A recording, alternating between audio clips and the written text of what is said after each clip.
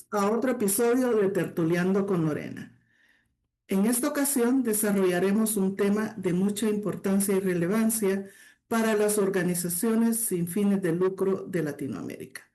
Nuestro tema del día de hoy, diseñando resiliencia financiera para organizaciones sin fines de lucro. Para desarrollar este tema contamos con Patricia Galdames. Patricia es una abogada y ejecutiva enfocada en resultados, con más de 20 años de experiencia en liderazgo organizacional, operaciones estratégicas y gestión de proyectos a nivel global. A lo largo de su carrera ha impulsado iniciativas internacionales y administrado presupuestos en contextos culturales y geopolíticos diversos. Actualmente se desempeña como asesora principal del secretario general de la Comunidad de Democracias en Polonia. También contamos con Christopher Gorder, director ejecutivo de Airbnb, una organización sin fines de lucro que brinda alojamiento de emergencia a personas en tiempos de crisis.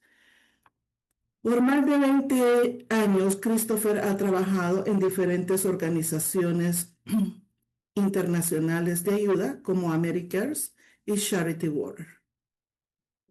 Para empezar este tema, vamos a traer a ustedes la definición según la Real Academia Española de una ONG.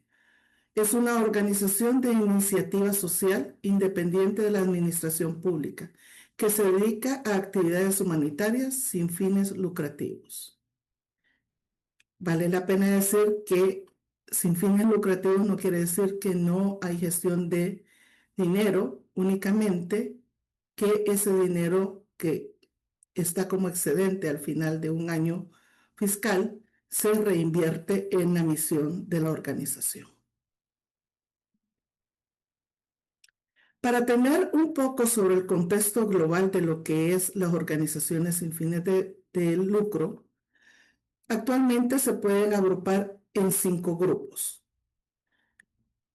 Tenemos 27% de esas organizaciones a nivel global están enfocadas o su misión es la salud, el 19% educación, el 14% es servicios sociales y el 40% es otros. Dentro del otros incluyen medio ambiente, cultura, deporte, vivienda, comunidad, desarrollo económico, entre otros. Entrando ya en el tema, me gustaría hablar sobre el reto principal que estas organizaciones tienen, y es la concentración de ingresos. De acuerdo a Bixpan, el 74% de las organizaciones concentran una sola categoría de ingresos, la cual representa más o menos 50% de sus ingresos. Hay que denotar que la concentración puede impulsar a escala, pero la dependencia de un solo donante lo pone en un punto de vulnerabilidad. ¿Por qué? Porque hay un riesgo de recorte o retraso, menor poder de negociación, presión para cubrir costos fijos con fondos restringidos, estrés operativo, y esto lo lleva a tener problemas de personal, proveedores, continuidad de programas. Precisamente para esto me gustaría ahora traer a Patti. Patti, buenos días, ¿cómo estás? Estoy bien. Buenos días y buenas tardes a todos. Gracias por invitarme a un tertuleando con Lorena. Es realmente un tema muy importante el que comentabas este día, así que gracias por la Gracias invitación. gracias por aceptar la invitación y darnos un poco de tu tiempo. Patti, en base a tu experiencia de muchos años trabajando en diferentes organizaciones a nivel internacional, ¿cuál podrías decir que es el mayor reto que están enfrentando actualmente? Creo que hay varios retos, honestamente, y tal vez el mayor es de la elaboración de fondos o del fundraising, pero ahora veo que ya no es solo eso, sino que el reto está en la misma supervivencia del modelo de negocio social que se tiene. Yo podría mencionar algunos de los mayores retos, ya tú entraste al principio en tema. Como primero, lógicamente, el riesgo de la concentración de ingresos. Siento que muchas veces se opera con la ilusión de tener una estabilidad porque se cuenta con fondos recurrentes anuales, tal vez de uno o poco donantes o financiadores, que es lo que me comentabas precisamente al principio de tu presentación. Acá hablamos del caso de contar con, por ejemplo, uno o dos financiadores con ausencia realmente de un pipeline de financiamiento, sin contar con una gestión de riesgos y sin contar con una estrategia financiera sólida. Lo que no es lo mismo hablar de una organización que tiene, por ejemplo, una categoría estratégica fuerte, pero que sí cuenta con múltiples donantes o financiadores dentro de esa categoría.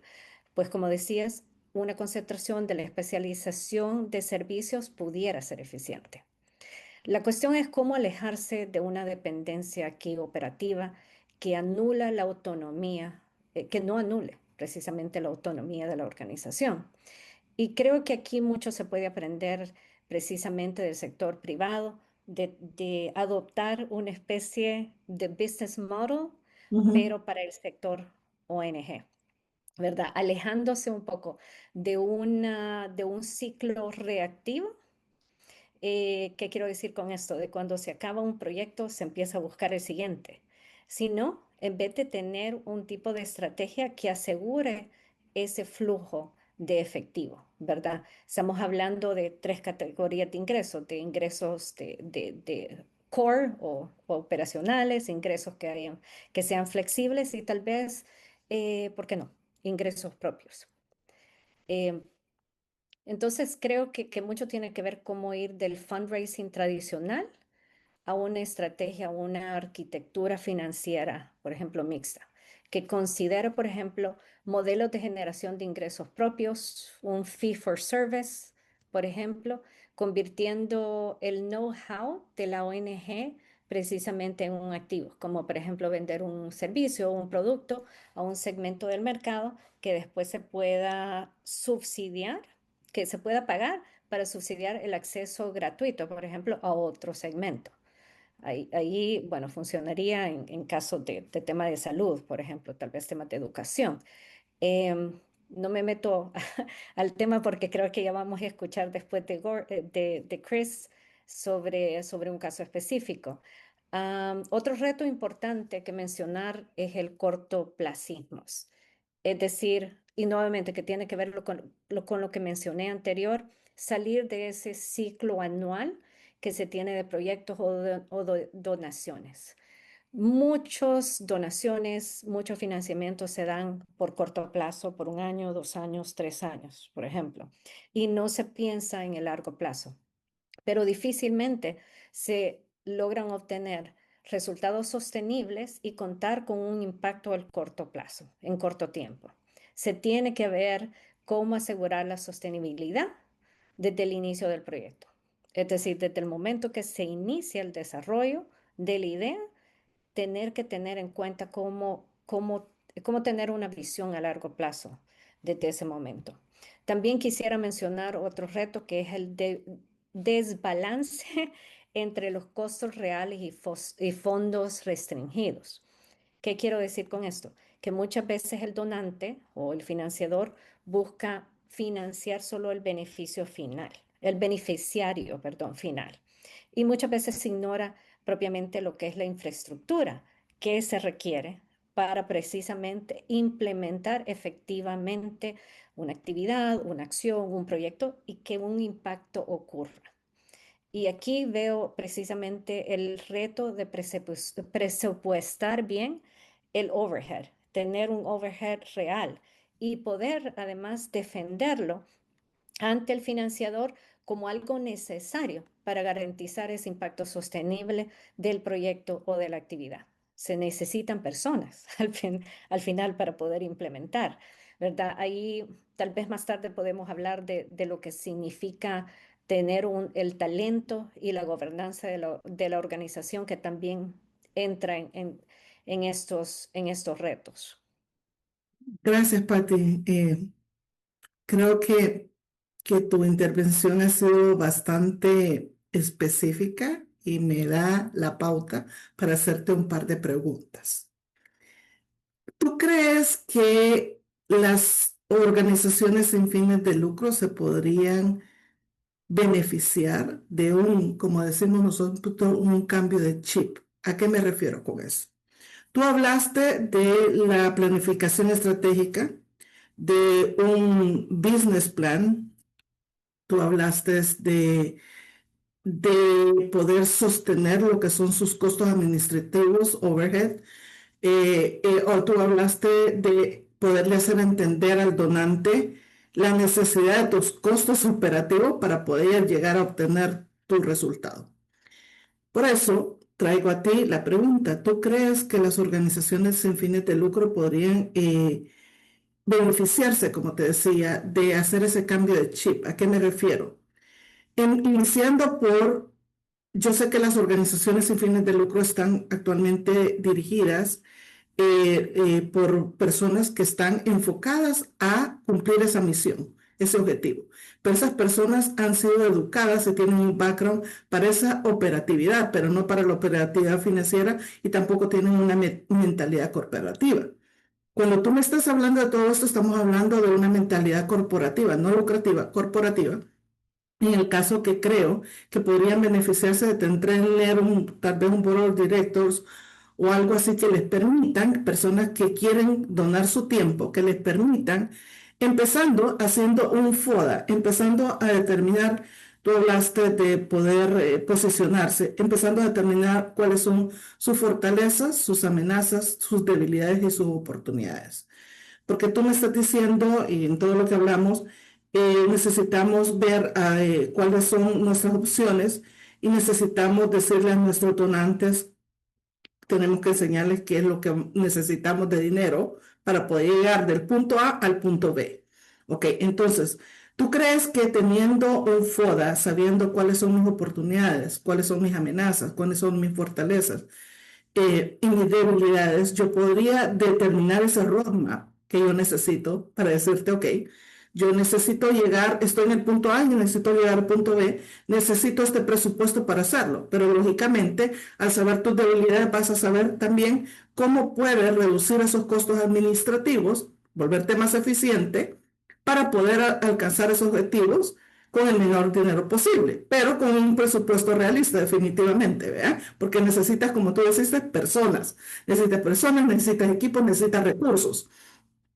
Eh, y también hablaste de diferentes maneras de obtener recursos, no depender de un solo donante. Al saber tú también cuáles son tus fortalezas y tus oportunidades, tú puedes vender tus servicios, como decías, no vamos a hablar de lo de la parte, pero hay ejemplos que se han dado de organizaciones que se han vuelto autosostenibles a lo largo del tiempo porque precisamente han logrado encontrar cuál es su oportunidad. ¿Verdad? Entonces, ¿tú crees? Vuelvo a la pregunta que ya te le explico un poquito más cómo lo estoy viendo yo como estratega de negocio. ¿Tú crees que eso sería beneficioso para las organizaciones sin fines de lucro? Sí, absolutamente. Más que beneficioso. Definitivamente, aunque no se trata que una ONG se convierta necesariamente en una empresa, ¿verdad? Sino que adopte la eficiencia del sector privado para maximizar el fin público, ¿verdad? Hacer ese cambio de chip no significa que se tenga que perder el corazón de la organización, esa pasión. Significa realmente protegerlo. En el punto de partida que mencionas, el análisis FODA es precisamente la herramienta que puede separar a las organizaciones que reaccionan de aquellas que verdaderamente lideran, ¿verdad? El FODA como diagnóstico de resiliencia para una ONG no es un ejercicio necesariamente académico, ¿ya? Es verdaderamente, siento yo, que es un mapa de supervivencia, que es una hoja de ruta de supervivencia y que se tiene que además ver con lentes de gestión de riesgos y tal vez la estrategia del mercado en el que se está operando, ¿verdad? Digamos, viendo la fortaleza, estamos hablando de no solo, por ejemplo, de ver qué tipo de equipo se tiene. Tenemos un buen equipo. cuáles son las metodologías que tenemos, son escalables, cuál es el costo de adquisición que tenemos de donantes. Con debilidades, ¿verdad? Podemos empezar a ver qué es la tecnología, qué son las cosas que tenemos que no están funcionando, que tal vez ya son obsoletas, cuál es la dependencia precisamente que tenemos de donantes cuando tenemos lo que hablaba antes, un solo donante o dos donantes en todo un año, cuál es ese riesgo de concentración precisamente que se tiene, en oportunidades, por ejemplo, ver cuáles son aquellos mecanismos que se podrían utilizar o que ya estamos utilizando. ¿Hay algún niche, verdad, de servicio que el sector privado no esté cubriendo, que tal vez nosotros con nuestra expertise, nuestra experiencia, lo podemos hacer mejor y además generar ingresos de esa manera? Y además de ver, lógicamente, el punto de amenaza, ¿verdad? Especialmente externas, que ya estamos hablando de fatiga del donante, cambios ya globales, otras cosas que se puedan dar que afectan necesariamente pues la gestión de estas ONGs dependiendo del país a donde pueden estar operando. Entonces, definitivamente, eh, creo que es sumamente necesario el contar con un FODA, el tener una mentalidad más estratégica, hacer una estrategia precisamente desde el punto de vista de la organización sin fines de lucro, adoptar esa mentalidad corporativa, ¿verdad? De pasar de planificación de un proyecto a verdaderamente una estrategia de sostenibilidad. Y siento que el hacer un FOA tal vez es el primer paso precisamente para dejar de ser una organización que pide a una organización que invierte recursos para resolver los problemas de manera efectiva. Perfecto. Y ahora me imagino y me gustaría agregar algo a esto, que la audiencia debe estarse preguntando, pero si no tengo recursos, si yo no sé cómo hacerlo, ¿cómo voy a hacer un FODA? Y ahí empieza el cambio de chip. Porque para poder cambiar tenemos que tener apertura, tenemos que tener flexibilidad. Y por eso traigo a colación esto. Cuando tú hablas de ser un FODA, y ya habíamos dicho que las personas que lideran estas organizaciones tienen un background o una experiencia en la parte operativa. Pero por eso, la apertura. Existen muchas personas que quisieran donar su tiempo para ayudar a este tipo de organizaciones. El crear una junta de directores, perdón, board of directors, iba a decir en inglés, una junta de Claro. directores, sí, una junta de directores ad honorem que quieren donar su tiempo es algo factible. Además de eso, también existen universidades que tienen licenciaturas o doctorados en áreas sociales que podrían hacerse como programas o alianzas para que estas personas hagan o una internship o hagan su tesis y que sirva de apoyo para las organizaciones sin fines de lucro. ¿Te parece esto factible, Pati? Sí, absolutamente. Creo que eso es factible si existen personas que definitivamente están, que pueden donar su tiempo, que quisieran donar su tiempo para ayudar a ONGs, ¿verdad? Que lo necesiten. Es más, yo podría también donar mi tiempo en tratar de aportar y ayudar en lo que fuera. Es algo que realmente me apasiona a mí, entonces con gusto lo haría también. Mencionabas a las universidades. Sí hay pasantías. Creo que esa es una manera de apoyar no solo a la organización no gubernamental, ¿verdad? O sin fines de lucro, pero también a los estudiantes mismos, porque quieren aprender. Entonces, esto les ayuda en sí también a hacerlo. Digamos, un win-win situation. Em, También tener un board of directors, una junta directiva que muchas posiciones así son ad honorem, creo. El donar un poco de su tiempo, lógicamente de mentoría que podrían hacer, de asesorar realmente a quienes están, digamos, haciendo el nivel más operativo y técnico también es importante. Entonces yo creo que sí hay maneras, la verdad es que sí hay maneras de poder hacerlo.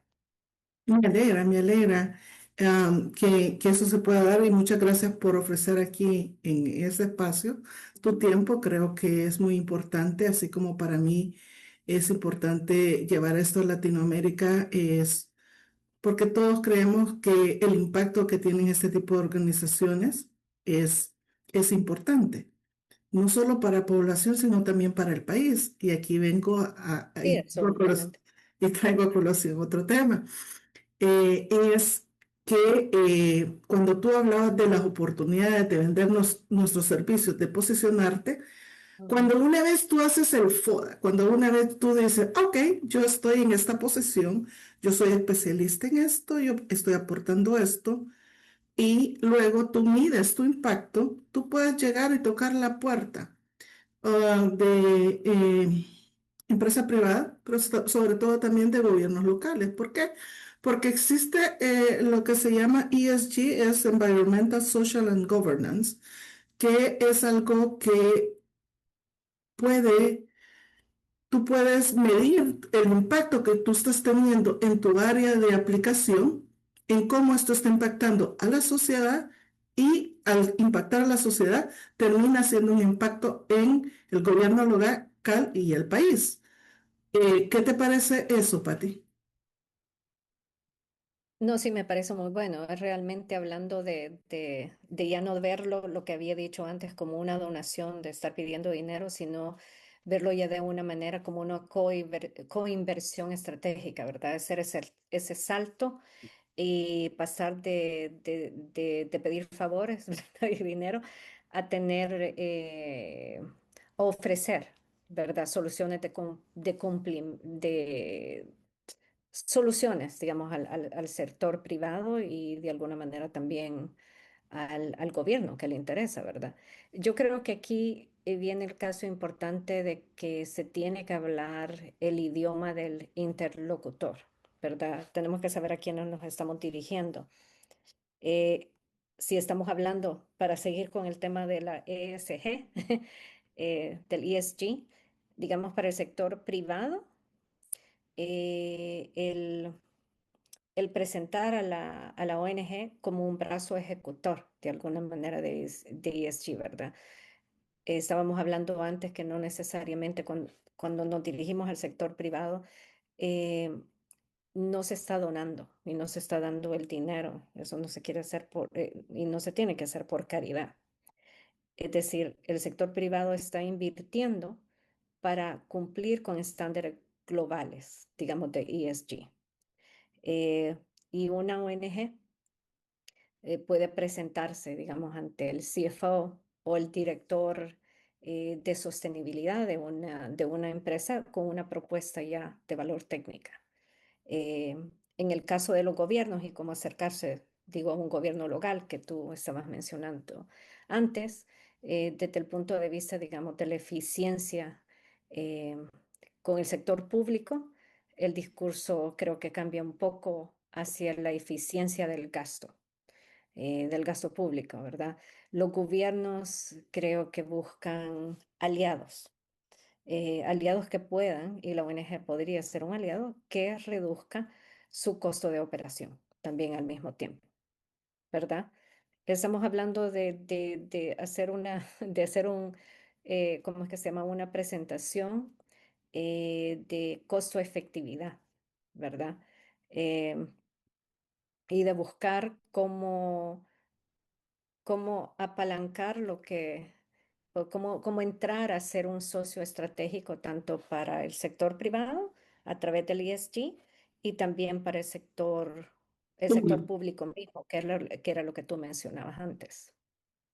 Fíjate que me voy a permitir compartirte un ejemplo específico en Latinoamérica. En Latinoamérica tenemos una organización que se llama ProMujer. ProMujer es una organización social que opera en varios países de Latinoamérica y que impulsa a mujeres de bajos ingresos a través de un modelo integral que combina microcréditos, capacitación empresarial y servicios de salud. Los resultados más destacados son incremento en ingresos de mujeres emprendedoras participantes, alta tasa de repago en programas de financiamiento, generación de empleo adicional a través de negocios y liderados por mujeres, mejora en la calidad de vida y resiliencia económica de los hogares. ¿Cómo los conectamos? Los marcos de evaluación del ESG soberano consideran indicadores sociales como participación laboral, igualdad de género, estabilidad de ingreso y capital humano. Cuando programas como los impulsados por ProMujer generan mejoras medibles en estos indicadores, contribuyen indirectamente a fortalecer la percepción internacional del país. Más mujeres productivas implica mayor estabilidad económica en los hogares, reducción de brechas de desigualdad y fortalecimiento del tejido empresarial. Esto puede traducirse en una mejor lectura de riesgo de país y mayor atractivo para inversionistas que integran criterios ESG en sus decisiones. Y actualmente es algo que está muy enfocado, los inversionistas miran el ESG. Cuando una ONG entrena y financia a mujeres para que se generen ingresos sostenibles, no solo transforma las vidas individuales, impacta indicadores macroeconómicos y sociales que forman parte de la evaluación ESG de un país. En efecto, el fortalecimiento del capital humano femenino se convierte en un factor de resiliencia económica y reputacional a nivel nacional. ¿Qué te parece eso? Es un caso real. Sí, no, creo que es un ejemplo perfecto de cómo puede ser utilizado el ESG, precisamente, porque da esa señal ¿qué era lo que tú decías? De la imagen, además de que ayuda a la imagen internacional del país, del sector, de las empresas mismas, pero de alguna manera brinda esas señales de estabilidad, ¿verdad? Eh, y de, de que, no diría de falta de riesgo, pero de alguna manera ayuda con el risk assessment también en ese caso. Entonces, por muchas razones, creo que las ONGs definitivamente podrían contribuir a esos indicadores, ¿verdad? De ESG que están presentando las empresas. Y en ese sentido, tal vez es solo mencionar que hablando del ESG y de cómo utilizarlo desde el punto de vista de una organización no gubernamental, creo que también es importante tomar en cuenta o no perder de vista eh, que se tiene que tener por parte de la ONG, creo que reportes de impacto, ¿verdad? Ujú. Es decir, se tiene que empezar a pasar de solo tomar fotos, de decir, aquí estamos haciendo esta reunión, sino que de verdad necesitan ya, y nuevamente volvemos a lo mismo, a tener una mentalidad más corporativa, ¿verdad? Utilizar ciertas metodologías, ciertas estrategias corporativas. Se necesita tener, creo que, KPIs. eh, no sé cómo se dice en español, pero KPIs. Eh, es decir, si una empresa quisiera invertir al final, y creo que eso tú lo puedes explicar mejor que yo, pero si una empresa quiere invertir $1, por ejemplo, en un programa de salud o en un programa de mujeres, al final necesita saber a dónde se fue ese dólar, ¿verdad? Necesita esos datos. Eh, y eso es lo que le está ayudando también a la empresa. Necesitamos hacer esa presentación de win-win, ¿verdad? De qué es lo que la ONG le está ofreciendo y qué es lo que le está también, al mismo tiempo lo que le está sirviendo a la ONG. Precisamente el convertirse en ese socio estratégico. Es esa mentalidad de socio estratégico, no de pedir, sino que yo soy un socio estratégico tuyo.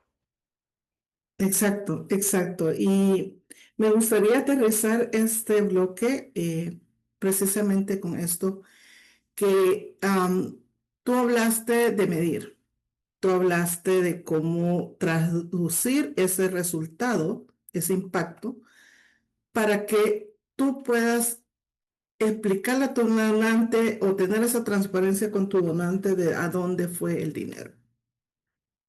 Y eso es muy importante y esto es parte del cambio de chip, porque las organizaciones sin fines de lucro no están acostumbrados tal vez a dar cierto tipo de resultado, pero tal vez no han logrado entender el impacto que esto tiene para que ellos no solo ser eficientes al manejar el dinero y poder operar, sino que también para poder seguir siendo atractivos para que su donante, sea privado o público, sigan dando dinero.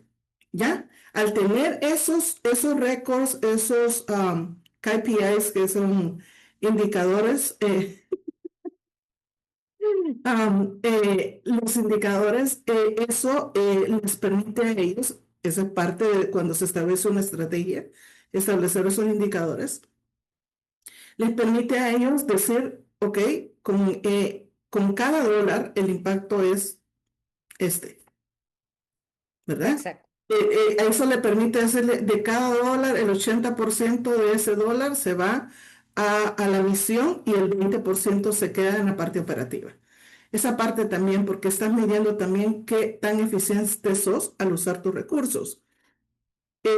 Hay una parte, y tal vez me estoy adelantando en la parte que, como ustedes saben, hemos pregrabado con Christopher Gorder. Pero es una parte muy importante que nos va a dar él y es también esta parte de cómo tú hablabas poder, no solo en la foto, sino también es exactamente a dónde está llegando mi dinero y qué impacto está teniendo mi dinero, ¿verdad? Entonces, no sé si quieres agregar algo más a este bloque, Pati.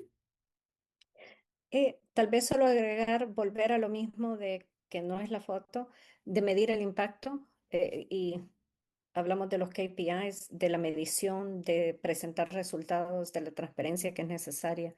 No lo había dicho antes, pero sí, viene al caso. Es una transparencia también hacia el financiador o hacia el socio estratégico, pero también lo que mencionabas me trae al caso la importancia de también contar con una estrategia de comunicación.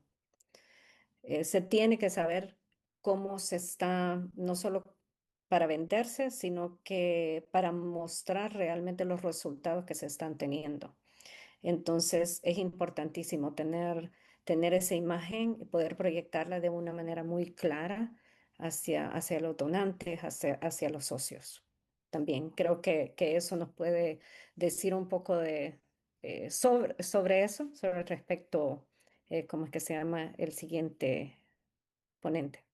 Ok, perfecto. Ahora vamos a entrar en un bloque que fue pregrabado por los tiempos de nuestros panelistas. No pudimos tenerlo en vivo, pero agradecemos de igual manera el tiempo brindado. Y quisiera introducir a Chris. Chris es una persona que ha trabajado por más de 25 años en organizaciones sin fines de lucro. Tuve la oportunidad de conocerlo cuando estableció la clínica integral de atención familiar de Americares en El Salvador. Y precisamente lo hemos traído en esta oportunidad para contarnos su experiencia en las diferentes organizaciones y sobre todo contarnos la experiencia de caso de éxito de la clínica integral de atención familiar. La Clínica Integral de Atención Familiar fue fundada en el 2003 en Santiago de María, El Salvador. Tiene más de 20 años de operación sostenida.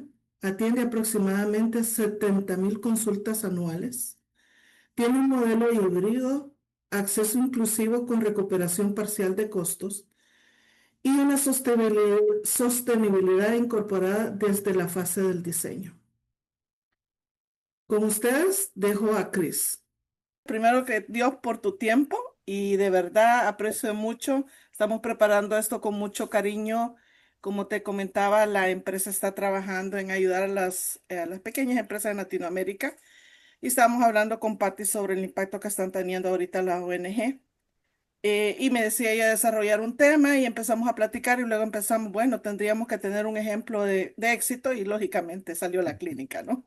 Ay, sí, sí, muy lindo, muy lindo. Y bueno, has hecho mucho alrededor del mundo también, así que por eso... Sí, Gracias. estuve con Americas casi 15 años y después me reclutaron para apoyar una ONG estaban empezando, en realidad Charity Water, que estaba haciendo proyectos de agua potable en África y en Asia. Entonces fue un cambio bastante grande porque no era emergencia y no trabajaba en Latinoamérica, ¿verdad?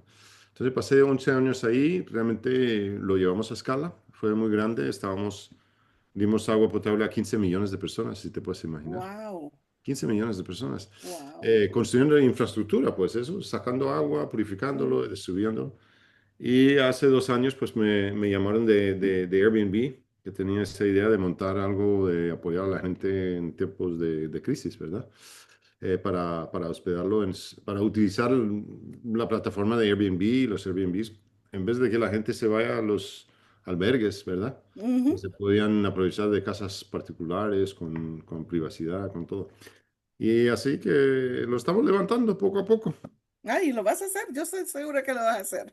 Uno se da cuenta que poco a poco se va acumulando el impacto y realmente el esfuerzo que pusimos, mire, pusimos tú y yo esfuerzo en eso de la clínica hace más de 20 años y eso lo han llevado a la gente adelante y han creado algo mucho más allá de lo que habíamos soñado en el momento, ¿verdad? Pero pusimos la semilla y gracias a Dios encontramos la gente equipada para Y llevarlo siguieron, adelante.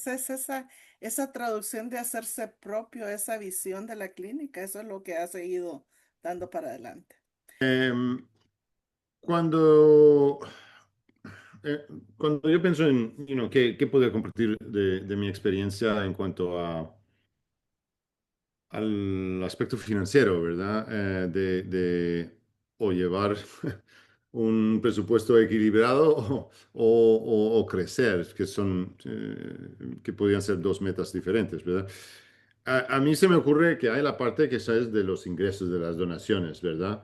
Entonces yo he aprendido bastante, sobre todo con Charity Water, que ellos son unos maestros en cuanto a la comunicación y en realmente cómo articular mm, la necesidad y la propuesta ante el donante, ¿verdad? Han sido muy buenos para eso. Entonces he aprendido bastante en cuanto a lo que es el mercadeo y tengo todo un concepto de que es un área que hay subinversión, ¿verdad? No hay suficiente inversión por parte de las ONGs porque realmente los ONGs, muchos se enfocan en la prestación de servicios, ¿verdad? Su misión en sí y no dan los suficientes recursos para el área de mercadeo, que es realmente hay que ser muy claro con los donantes. ¿Qué es lo que quiero y qué impacto va a tener? Esas son las preguntas fundamentales, ¿verdad? Entonces en Charity Water, digamos, era un, una operación muy compleja. Imagínate, en 22 países. Am, Teníamos miles de proyectos diferentes. Algunos tenían involucración de gobierno, otros eran de $1 millón, unos eran de $10,000, etcétera. Pero logramos que fuera muy sencillo nuestra propuesta. $40 puede dar agua potable a una persona. $10,000 da agua potable a un pueblo entero. Y $100,000 nos apoya con los gastos operativos de apoyo, ¿verdad? Pero solo teníamos tres precios, podríamos decir, price points, ¿no? Y lo repetimos y lo repetimos y lo repetimos. Y normalmente con muchas ONGs que yo he visto, su mercadeo no está muy claro, ¿verdad? Su propuesta no está claro. Entonces uno dice, si doy $100 a esta ONG, ¿qué van a hacer con ella, ¿verdad? Y nos ayudó mucho. Entonces hay el área de mercadeo y recaudación de fondos. Después hay el área operativo, que es cómo gastamos los fondos de forma mm, eficaz y sostenible. Y ahí yo creo que, hombre, hay muchas, eh, muchas cosas que uno puede hacer, pero yo creo la fundamental que para mí cambió mucho era, hay que pensar en los proyectos como que van a tener una vida de 10 años. Y ese es el problema de muchos proyectos que yo he sido parte, que pensamos demasiado a corto plazo, ¿verdad? Este proyecto tiene 3 años. Entonces no se invierte la forma eh, que realmente te va a dar sostenibilidad a largo plazo. Por ejemplo, en proyectos de agua potable, la gran inversión capital se hace en el primer año, entonces muchas hacen la inversión, hacen la infraestructura, hay agua potable, todo el mundo está contento, pero después hay una pequeña inversión que tiene que seguirse en lo que es el mantenimiento y el seguimiento del proyecto, porque si no pierdes el 50% de los proyectos que terminan rotos y no funcionan. Pero si, y eso nos cambió toda la visión, cómo financiamos los proyectos, qué tipo de postinstalación, de apoyo postinstalación. Y cuando uno piensa que vamos a estar en este proyecto para 10 años, cambia mucho tu visión. Entonces, en la clínica, ahí tratamos de construir algo que iba a durar 50 años, 100 años, ¿verdad? Si te acuerdas, firmamos un contrato para el terreno de 99 años. Entonces, desde el principio, hicimos inversiones en un sistema electrónico de medical records, ¿no? Sí. De los expedientes médicos. Pero muchas inversiones que hicimos al principio, que ahora después de 20 años, casi 25 años de operar la clínica, han sido rentabilísimos, ¿verdad? Exactamente. Se tuvo una Eh, visión a largo plazo, desde un principio, ¿no? pero el financiamiento inicial fueron por 3 años. Entonces dices, para 3 años, ¿por qué vamos a armar todo un software para todo eso? Porque de aquí a 3 años y después es problema de otro. Pero si uno piensa 10 años, 20 años, realmente te cambia cómo vas a lograrlo, ¿verdad? Sí, no, y hablando de la clínica, Cris, a mí me gustaría que me recordaras o que nos explicaras exactamente cómo empezó ese plan híbrido. ¿Te acuerdas que se puso ese plan híbrido que se puso el precio de $1 por consulta y todavía se puso una persona que era la trabajadora social porque iba a haber personas que no tenían el dólar, ¿te acuerdas? Sí, y, pero lo que vimos, lo que aprendimos es que realmente la gente valoriza su salud. Entonces, realmente no tuvimos que exonerar a la gente en muchos casos, porque la gente llegaba y ellos lo valorizaban y sabían que el servicio que nosotros prestamos. Y acuérdate que ellos tenían la opción de ir al sistema público, al hospital, para tener su consulta gratis. Entonces tenía Ujú. que pagar para venir nosotros. Y eran gente pobrísima que llegaba, pero sabían de que si llegaban de nosotros, tú vas a recibir la consulta de muy alta calidad, vas a recibir todos los servicios, los diagnósticos en el laboratorio, la imagenología, todo está ahí, te lo hacen todo en el mismo día, no tienes que perder otro día de trabajo para regresar, pagar el bus de nuevo para regresar, pagar la tortilla para almorzar cuando estás esperando. Y no tienes que usar el sector privado, que es mucho más caro. Entonces, económicamente, la idea de que la consulta, el tratamiento médico es gratuito en el sistema público es una falacia. No es cierto. Sí, la consulta es gratis, pero después la pagas mucho más, porque tienes que venir en bus 2 o 3 días, tienes que comprar la pupusa 2 o 3 días. ¿Me entiendes? Entonces Sí. la gente se hizo sus cuentas y lo que vimos es que el problema operativo, no sé si te acuerdas de eso, la gente llegaba con su billete de $20 para pagar sus consultas de $1, $2, Ajá. y nos faltaba el cambio, porque tenías a cientos de personas que daban $20 y le tenías que dar $19 de vuelta.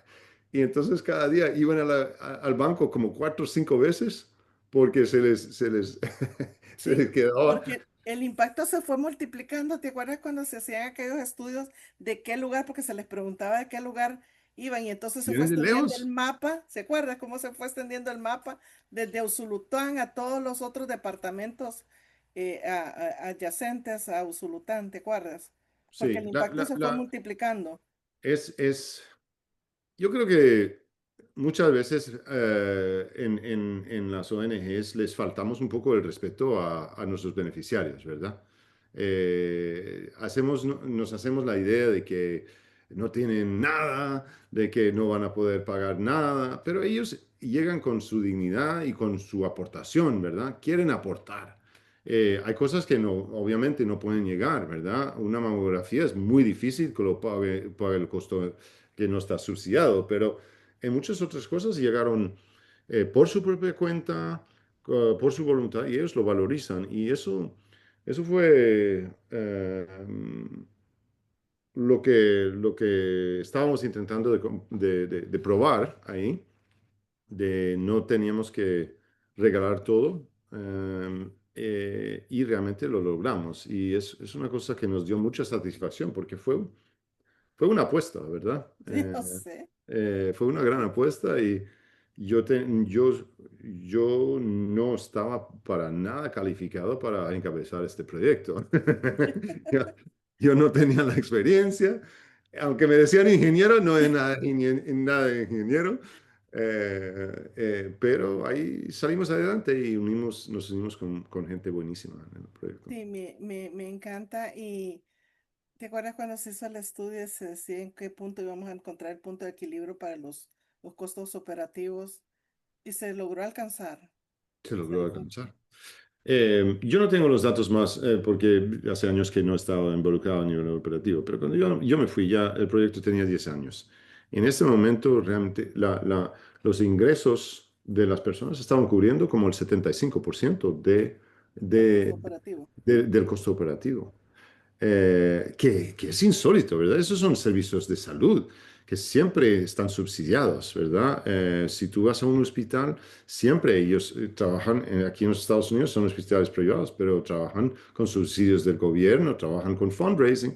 Es la idea de que un servicio de salud, sobre todo a nivel primario, sea completamente autosostenible, es insólito, ¿verdad? Pero entonces, realmente lo hacían bien y es una gran inversión, ¿verdad? Porque eh, la inversión que hicimos al principio, que al principio nos parecía mucho, ¿verdad?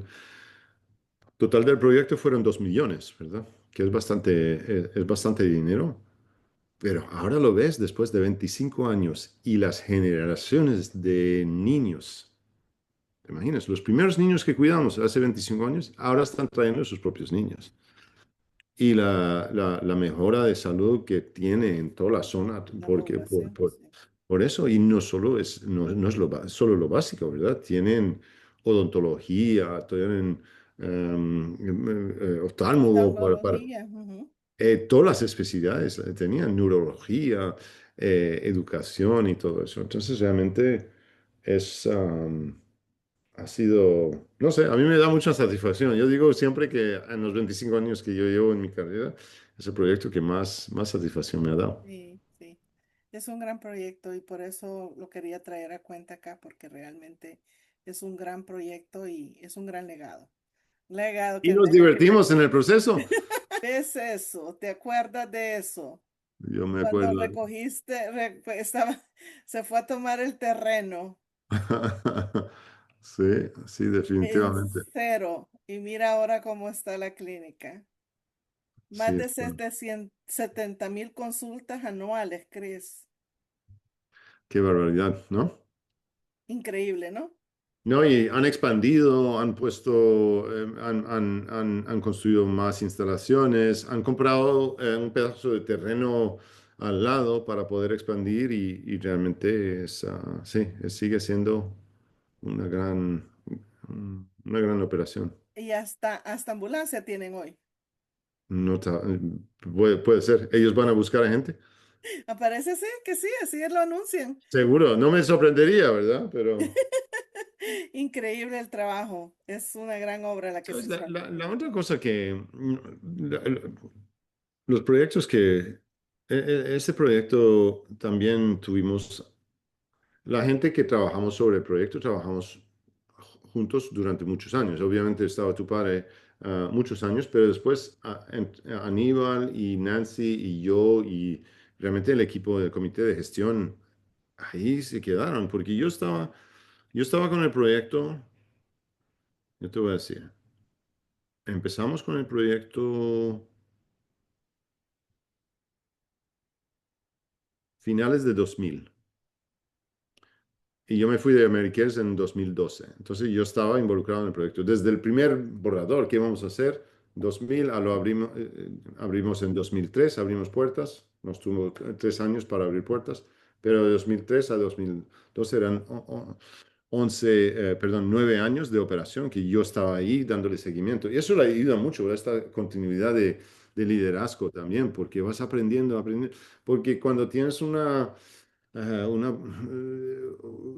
ciclo de nuevo liderazgo, alguien llega, no está de acuerdo con la No hay dirección, cambia de continuidad, todo, no y hay eso continuidad. pudimos ir construyendo año tras año juntos, Bueno, eso fue todo. toda una idea. Parece lejos ahora, ¿no? Parece que fue de antaño, porque eh, no, pero eso sí, yo aprendí muchísimo, y aprendí muchísimo de tu padre, obviamente, todo lo que es levantar un proyecto y toda la complejidad y los instrumentos, la planeación, la comunicación clara, la comunicación de expectativas, manejar un presupuesto, nada de eso, yo no sabía nada de eso. Eh, Y esa es la parte que nosotros traemos con Patty en esta charla, que realmente las personas como tú están más entrenadas a llevar el proyecto a éxito desde la parte operativa. Y por eso la parte estratega, la parte administrativa y operativa es la que se necesita apoyo ahorita para que puedas darle eso, para que personas como tú se concentren en efectivamente cumplir la meta de lo que es por proyecto, la visión del proyecto, pero la otra parte de ese apoyo sea la que está gestionando toda la parte financiera en el background, ¿me entiendes?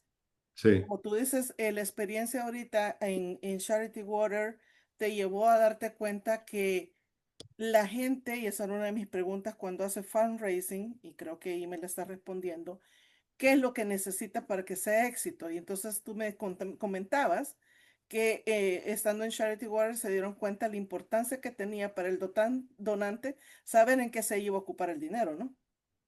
Sí, y eso lo veo, la comunicación es tan importante, ¿verdad? La gente quiere saber su impacto. Y hicimos el error en Charity Water al principio de pensar que la gente quería algo barato. Lo quieren en $20. Yo decía de nivel operativo, mira, al principio nos costaba 30. Entonces ha habido el debate interno. Yo sé, pero ¿qué importa? La gente quiere dar agua. Y si solo tiene que dar $20 que dar, ellos no quieren dar un sistema barato, ellos quieren dar un sistema que funcione, que es sostenible. Y si el sistema costara $10,000 y solo puedes aportar $20, está bien, ¿no? Y, vamos a sumar los $20 de muchas personas. Entonces, es pero la gente logramos crear una imagen muy clara de lo que del impacto que iba a tener tu donación, ¿verdad? Entonces, eso me ha ayudado muchísimo. Y es un área que veo la comunicación de muchas ONGs y es muy túrbida, ¿no? No está claro. Uno no entiende exactamente qué hace, si yo hago una donación, qué significa y todo eso. Eh, Solo una última pregunta para sí. terminar. ¿Qué le recomendarías a las organizaciones en Latinoamérica para hacer ese cambio de switch y lograr sus objetivos?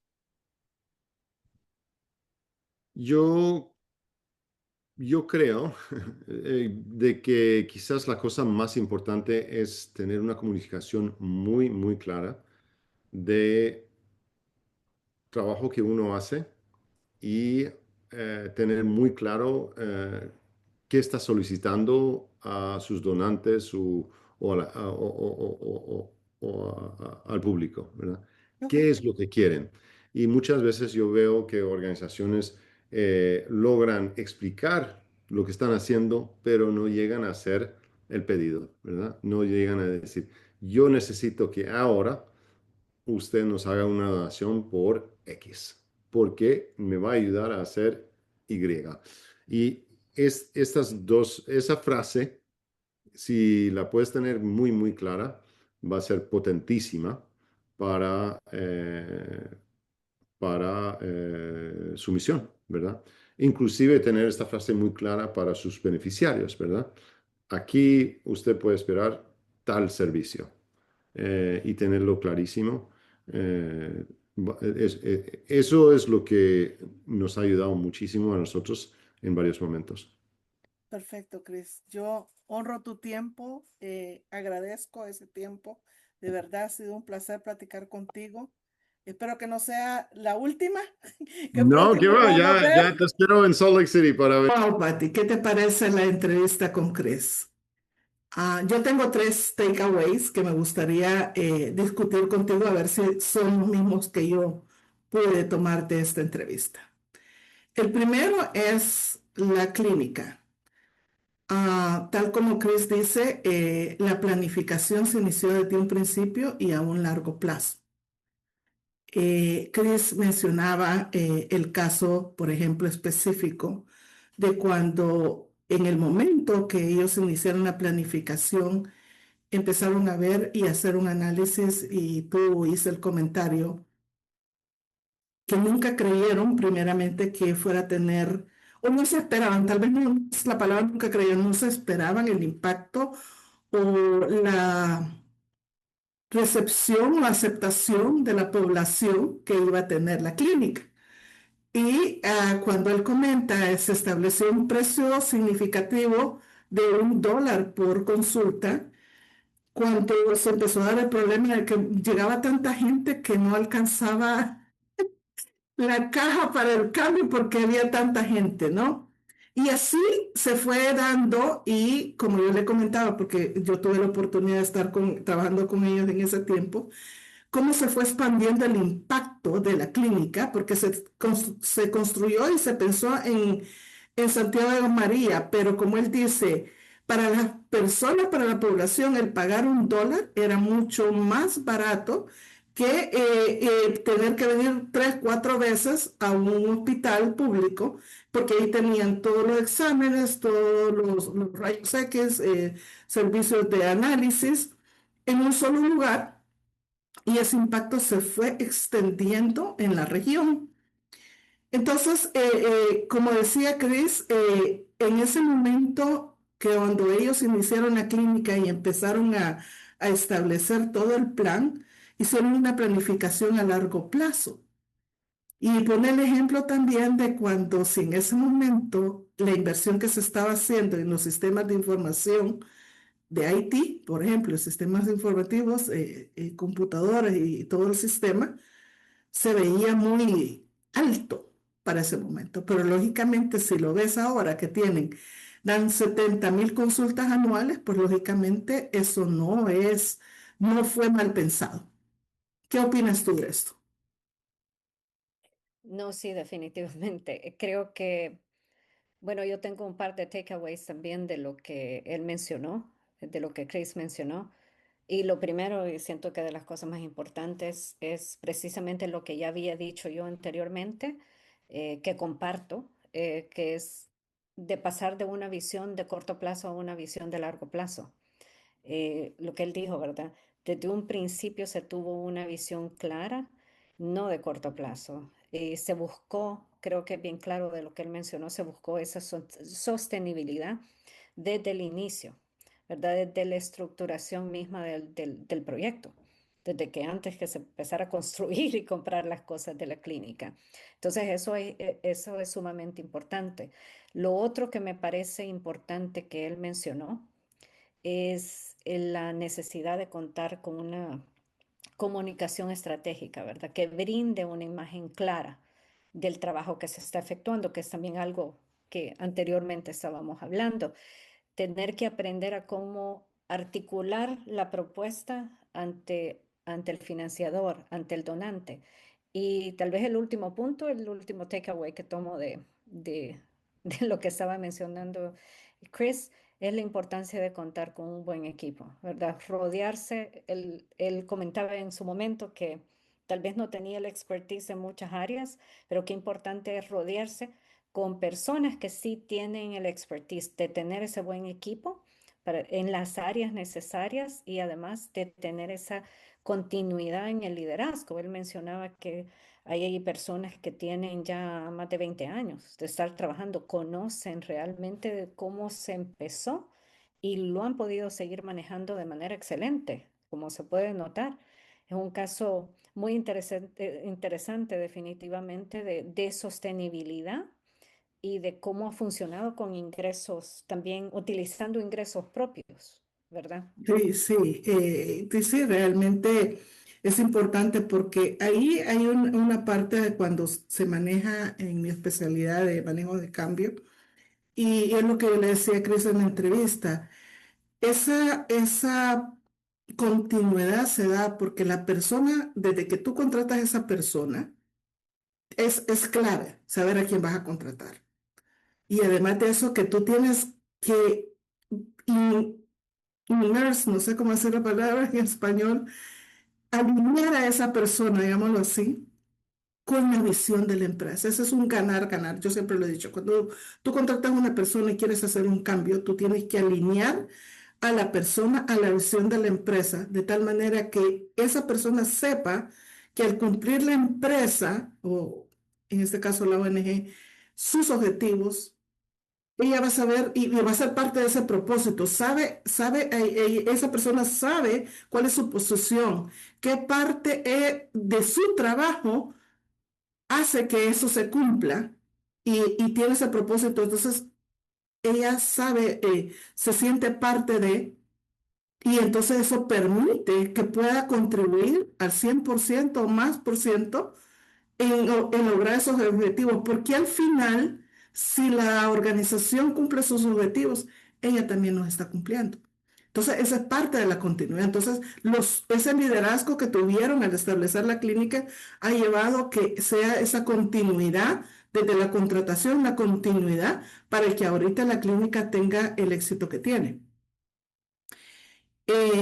También me gustaría hablar sobre el ejemplo que Chris dio en cuanto tú hablaste del marketing y Chris hablaba algo muy importante, que es también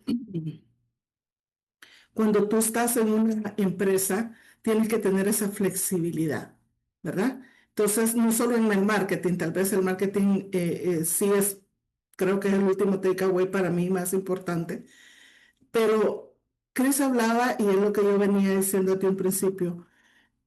Esa es la importancia de saber también tener tu equipo. ¿Por qué? Porque eso le permitió a él o le permite a él actualmente, en su posición actual en Airbnb y le permitió en Charity Water también, enfocarse en su función estratégica, que es llevar el propósito a fin. Pero se ha rodeado de un equipo que le permita hacer el marketing que necesita. Capacidad. Exactamente. El equipo operativo que está manejando toda la operación en el field, llamémoslo así.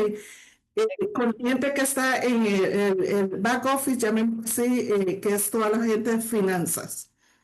Y él está enfocado en el propósito. Y esa es la parte del cambio de chip. No podemos ser todólogos. ¿Ok? Entonces, él lo dijo en el caso, Nada cierto. exacto, él lo dijo en el caso de la clínica. Yo no sabía en lo que me estaba metiendo, yo no sabía cómo iba a ser. Lo hice así tan naturalmente, ¿no? Pero se rodeó de un buen equipo y sigue con esa mentalidad en sus diferentes roles, en sus posiciones, de tener esa flexibilidad. Y eso es parte del cambio de chip, tener esa flexibilidad de decir, yo no soy todólogo. Yo necesito traer a trabajar conmigo una persona que me apoye en el área financiera, en el área de recursos humanos, en el área de marketing. ¿Qué piensas de eso tú? No, estoy completamente de acuerdo. Creo que se tiene que para que algo funcione o, digamos, flote el barco, si se puede decir de esa manera, se necesitan tener ese equipo complementario, creo, ¿verdad? Eh, ¿cómo decirlo? Un ecosistema, tal vez podría ser la palabra, un ecosistema de expertise, ¿verdad? Y habilidades complementarias, porque lógicamente tú hablabas, se tiene que tener un perfil financiero, se tiene que tener un perfil legal también, que es importante tenerlo dentro de la organización. Y el tema que yo dije antes como key takeaway y tal vez confundí el tema, porque una cosa es hablar de, sí, es comunicación estratégica, pero es como un perfil de marketing también, precisamente, que ayuda a empaquetar la causa como una inversión de impacto, Ujú. precisamente, ¿verdad? Entonces es necesario tener esa capacidad, dejar esa capacidad instalada desde un principio. ¿Verdad? Que de otra manera, y que además ayuda a la credibilidad misma, ¿verdad? Esa sostenibilidad y otras cosas. Se tiene que tener, es un error pensar que no se tiene que tener un equipo y creo que es algo que comentaba al principio, el que los fondos no vayan, es decir, los fondos, muchos donantes, lo decía al principio, quieren que vaya solamente a la ejecución de la actividad en sí, pero no se piensa en ese equipo, en lo que es necesario para que esté la capacidad instalada, esa construcción para poder tener la sostenibilidad en el tiempo, ¿verdad? Entonces creo que eso es definitivamente sumamente importante, Perfecto. tener no sé si la palabra sería gobernanza de la institución, de la organización misma, y que al mismo tiempo sea efectiva, ¿verdad?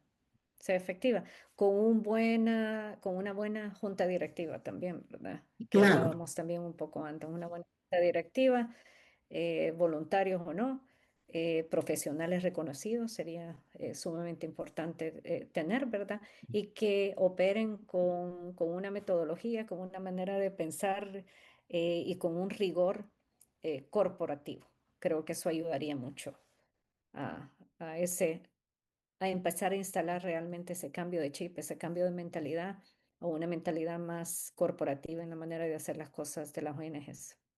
Sí. Y aquí quiero ahondar un poquito en el tema del marketing, porque muchas organizaciones sin fines de lucro van a decir, no, si yo no tengo dinero y cómo voy a hacer el marketing y para qué, si yo no estoy vendiendo productos, yo no estoy vendiendo servicios, ¿no? Es cierto. Pero actualmente en una era digital, donde la información está al alcance en el teléfono, la persona que va a donar o la organización que va a donar tiene toda la información en, en el teléfono, llamémoslo así. Es tan importante tener esa mentalidad, ese cambio de mentalidad, esa mente abierta, como decía Chris, para darte cuenta cómo están evolucionando las cosas. Sí es cierto, yo no estoy vendiendo un producto, yo no estoy vendiendo un servicio, pero sí estoy queriendo informar a la persona qué es lo que estamos haciendo, a dónde se está yendo el dinero, el tiempo en el cual el impacto se va a ver, porque él hablaba en el caso de Charity Water. Habían proyectos que no iban a tener resultados inmediatos, ni en corto plazo ni en mediano plazo, una vez hasta en 20 años, ¿ok? Entonces, esa parte es una parte informativa que las personas necesitan conocer. Porque entonces el tener ese cambio que ahora la gente dona, se va por las emociones, por la información y el impacto global, es importante saber a través de un equipo de mercadeo, ¿verdad? Que haga el marketing adecuado sobre qué estamos trabajando. Tú hablabas, y esa parte es muy importante, porque las personas quieren saber, ah, no, si yo voy a donar $20, ¿a dónde se fueron esos $20?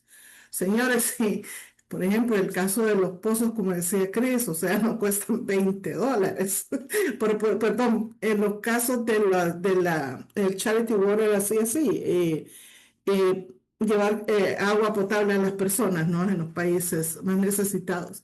Entonces, no cuesta $20. Entonces, su $20 significa el 0,005% de lo que va a costar ese proyecto, ¿no? Y el proyecto va a dar el impacto en tanto tiempo, ¿no? Pero esa es la información que ellos necesitan. Y como tú dices, no es cuestión de la foto, es cuestión del impacto. Es cuestión de realmente de los key indicators, los indicadores exactamente estamos logrando en estos años, hemos logrado este impacto, esto hacia dónde vamos, eso es lo que la gente quiere. Entonces tenemos también, esto también es un cambio de chip y esto también es parte de rodearse de ese equipo realmente que sepa hacer las cosas, ¿no? Porque definitivamente como Chris decía, al final cuando nos da sus consejos, es esa parte. Realmente saber informar, transmitir el propósito de la organización de una manera para que la gente vea esa transparencia y logramos nuestros objetivos. Sí, absolutamente. Bueno, Patti, ha sido una charla muy interesante, muy enriquecedora. Y antes de despedirte, quisiera que dejarte la palabra y que nos dieras un mensaje para nuestra audiencia. Em, Tal vez dejarlos con el mensaje que la resiliencia financiera no se trata de tener más dinero, pero tener una mejor estructura tanto de equipo, tanto financiera, una misión fuerte del propósito, pero tener un equipo eh, que al final se convierte en un equipo, perdón, que se convierte en un activo estratégico de la organización, ¿verdad? Em, que le va a ayudar a operar en el futuro. Creo que si se integra ese talento estratégico dentro de la organización, se tiene una buena estructura desde un principio, un, una clara, un claro, una clara hoja de ruta con el FODA, que se haga una estrategia clara y que se piense desde un principio a largo plazo, ¿verdad? Y que se quite el cortoplacismo que normalmente se tiene, además de que se empiece a hablar el idioma eh, con el idioma correcto, dependiendo de a quién se tiene de interlocutor, ¿verdad? Es un poco cambiar ese chip de hablar como empresa, de tener una visión más corporativa de no pedir simplemente por pedir, sino que el valorarse como un socio estratégico realmente. Creo que eso va a ser muy importante y dejar de ser organizaciones al final que sobreviven para convertirse verdaderamente en organizaciones e instituciones que transforman las realidades. Perfecto, Patti, gracias. Gracias por tu tiempo. Definitivamente, como tú has dicho, y lo hemos oído de parte de Cres en sus años de experiencia y con esos casos de éxito y como leíamos del caso de éxito de esta organización en Latinoamérica, sí es posible, sí se puede hacer. Lógicamente, hay pasos que seguir. Hay que hacer ese cambio de chip, definitivamente. No pensar somos todólogos, siempre lo hemos hecho así, porque eso es uno de los principales errores que se cometen en todas áreas privadas, públicas y organizaciones sin fines de lucro. El temor al cambio, el temor al tan cambio, pero definitivamente en estos entornos tan cambiantes que estamos, momentos tan cambiantes que estamos viviendo, definitivamente una de las mayores cosas que hemos aprendido es que eh, el que no cambia no sobrevive, ¿verdad? Se tiene que adaptar, se tiene que adaptar y Exactamente. también se tiene que dejar de pensar solo en el caso de la ONG, si puedo dar un punto más, dejar de pensar Bien. que solo son grandes donantes, ¿verdad? O de cooperación internacional que pueden tener recursos. También hay que ver dentro de los países mismos. Creo que no lo hablamos mucho, pero también es tal vez un último takeaway. Algo que quería decir es que también hay que ver dentro de los países mismos, porque si hay una riqueza dentro de los mismos países que hay veces se subestima, hay, se pueden encontrar donantes, financiadores locales, ¿verdad? Ya sea una empresa o un individuo de alto patrimonio que pueden operar bajo una lógica distinta porque quieren ver el impacto dentro de su propia comunidad, dentro de su propio sector, de su propio país. Entonces también eso es importante, que no hay que pensar en los grandes, pero también hay que tomar en cuenta todos los demás donantes que se pueden encontrar dentro de los mismos países, ¿verdad? Exacto. Creo que no hablé de esto, pero quería dejarlo como un último No, punto no, que es perfecto, también me importante. encanta, me encanta. Y sí sé realmente, porque eso vamos, lo podemos relacionar con el ESG y como el impacto a la imagen de país. Empresas que tienen la capacidad económica en un país para poder apoyar a organizaciones sin fines de lucro, ahí es donde cuando se tiene un FODA, yo le puedo decir, mire, yo puedo contribuir a eso al país, si lo hacemos juntos vamos a tener un mayor impacto. Para mí, es como el brazo del gobierno, ¿no? Como el brazo del gobierno que estamos llevando, porque el gobierno tampoco puede hacer todo. También tenemos, nosotros, la población, tenemos que poner también de nuestra parte, nuestro granito de arena, como lo estamos haciendo tú y yo en este momento, ¿no? En la manera que podemos, poniendo nuestro tiempo, nuestro conocimiento, ofreciendo esta mentorship, para poder ayudar a obtener los resultados que al final, sí es cierto, el país se mira bien, pero ¿qué cambia? Cambia el nivel de vida de nuestra población. ¿Me entiendes? Entonces, cuando tú ya sabes a dónde estoy posicionado yo puedo tocar las puertas adecuadas y decirle, mire, trabajemos juntos. Haciendo esto juntos, porque usted también tiene la misma visión, podemos obtener estos resultados. Al final, mejora el país, vienen más inversiones y elevamos el nivel de vida de nuestra población. Claro. Ok, Patti, si no hay nada más, pues muchas gracias por tu tiempo, gracias por esta disponibilidad, gracias por ofrecer y espero en otra próxima ocasión tal vez podemos tener un webinar un poquito más específico en cuanto a cómo podríamos empezar a hacer este tipo de cambios. ¿Qué te parece la idea? Claro que sí, me encanta la idea para darle seguimiento. Con Ay, todo gusto, con yo, todo gusto. yo Y no, gracias yo por no- invitarme. yo no tomo a broma cuando me dicen estoy dispuesta. Yo no estoy mintiendo. Ok, gracias, Pati. Ha sido un gusto estar Ya contigo. apuntado en la agenda. Apuntada en la gente, ya bloqueado. Ok, gracias, Pati. Un gusto estar contigo y hasta pronto. Gracias.